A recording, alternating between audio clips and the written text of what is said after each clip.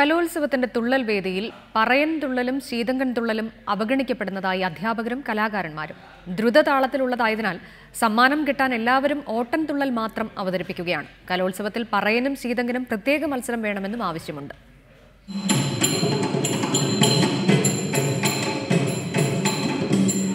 എല്ലാവർക്കും വേണ്ടത് സമ്മാനം മാത്രം.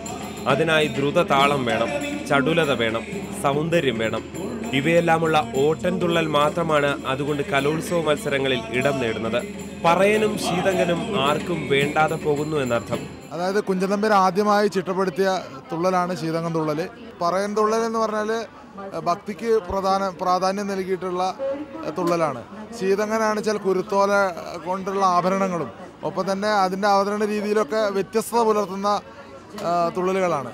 ഓട്ടൻതുള്ളലിനെ അപേക്ഷിച്ച് ദ്രുതതാളമില്ലെന്ന് കരുതി മറ്റുള്ളവ ഉപേക്ഷിക്കാൻ പാടില്ലെന്നതാണ് കലാകാരന്മാർ ചൂണ്ടിക്കാണിക്കുന്നത്. പല കലാരൂപങ്ങളുടെയും സംരക്ഷണ വേദിയാണ് കലോത്സവങ്ങൾ.